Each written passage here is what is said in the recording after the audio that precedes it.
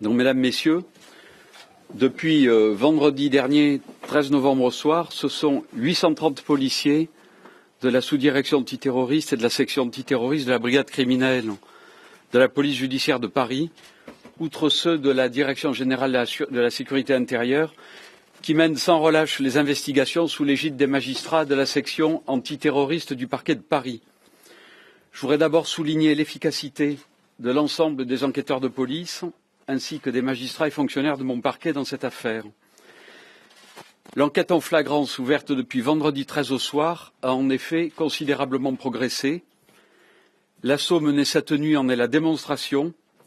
Une nouvelle équipe de terroristes a été neutralisée et tout laisse à penser que, au regard de leur armement, de leur organisation structurée et de leur détermination, ce commando pouvait passer à l'acte.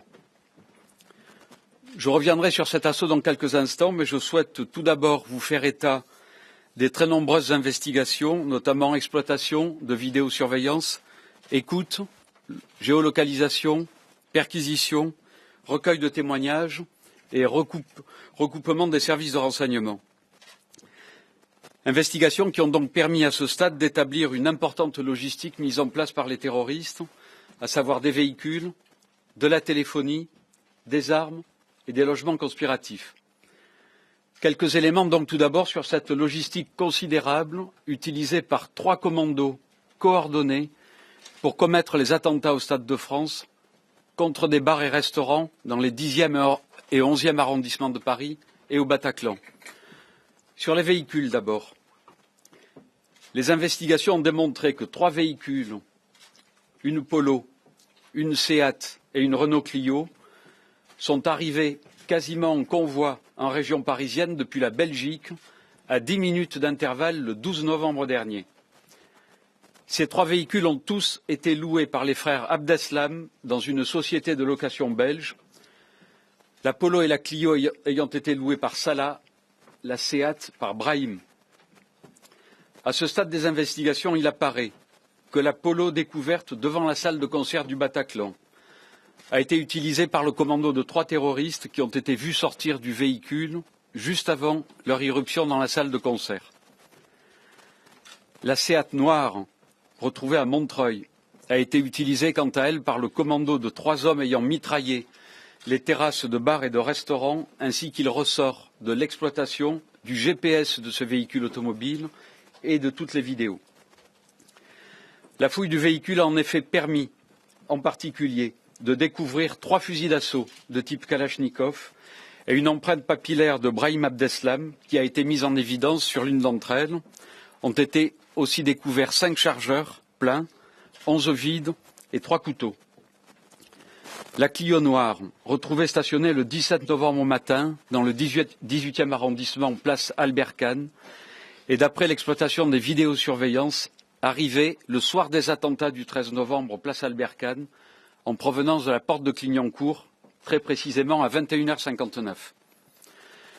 Enfin a aussi été utilisé un véhicule Golf, à bord duquel ont été contrôlés, à l'occasion d'un simple contrôle routier, samedi 14 novembre à 9h10 à Cambrai, un individu disant être Salah Abdeslam, ainsi que 2 autres individus, Hamza Atou et Mohamed Amri. Je précise qu'au moment de ce contrôle routier, le nom de Salah Abdeslam n'était pas apparu comme impliqué dans les attentats. L'évolution rapide de l'enquête sur ce point m'a amené à solliciter les autorités belges par demande d'entraide pénale internationale, et c'est ainsi que les policiers belges ont interpellé, le 14 novembre après-midi, 2 occupants de la Golf, à savoir Atou et Amri, qui ont été entendus puis inculpés et incarcérés dans le cadre d'une information judiciaire sous l'égide donc d'un juge d'instruction belge. À l'heure où je vous parle, le rôle de ces 2 individus reste à déterminer avec précision, mais il apparaît d'ores et déjà qu'ils sont venus dans la nuit chercher à Paris Salah Abdeslam à sa demande pour le ramener en Belgique. Après les véhicules, autre élément de logistique utilisé par les terroristes, la téléphonie. Sur ce point, de très nombreuses investigations ont été menées et sont encore en cours, tant pour déterminer la localisation des terroristes dans les jours et heures précédant les attentats, précédant leur passage à l'acte criminel que pour établir les différents contacts qu'ils ont pu avoir et développer. Je peux vous confirmer sur ce point qu'un téléphone portable a été découvert dans une poubelle à l'extérieur de la salle de concert du Bataclan, à partir duquel un SMS a été envoyé par un membre du commando à 21h42, indiquant, je cite, « On est parti, on commence ». Les investigations s'attachent bien évidemment à déterminer quel est le destinataire de ce message. S'agissant des armes utilisées par les 3 commandos, c'est un véritable arsenal d'armes de guerre qui a été utilisé, ainsi que je vous le disais lors de la conférence de presse au lendemain des attentats. Il s'agit de fusils d'assaut de type Kalachnikov et de ceintures explosives, donc de TATP. Des centaines d'étuis de calibre 7,62 ont été découverts sur les scènes de crime des rues Alibert, Fontane-Roy, Charonne, démontrant des tirs en rafale sur les victimes.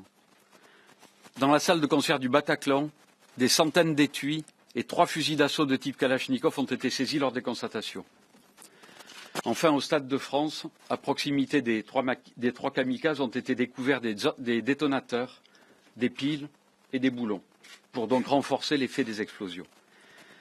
La quantité et la nature des armes à disposition des terroristes démontrent ainsi une action jusqu'au boutiste et déterminée, qui a été confirmée encore cette nuit lors de l'assaut à Saint-Denis, sur lequel je vais maintenant revenir, mais avant un dernier point sur les logements conspiratifs. Vous savez qu'il y en a plusieurs. L'un a été localisé après exploitation téléphonique à Alfortville. Il s'agit de 2 chambres d'une résidence hôtelière qui avait été louée au nom de Salah Abdeslam pour 4 personnes du 11 au 17 novembre.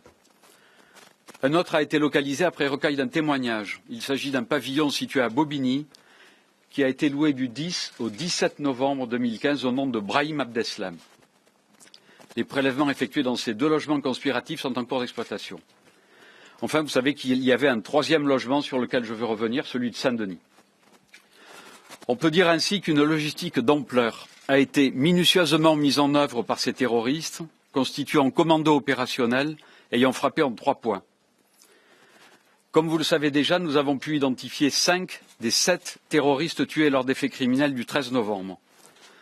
2 terroristes morts, l'un ayant agi au Stade de France et l'autre au Bataclan, ne sont toujours pas identifiés et les investigations se poursuivent bien évidemment en ce sens.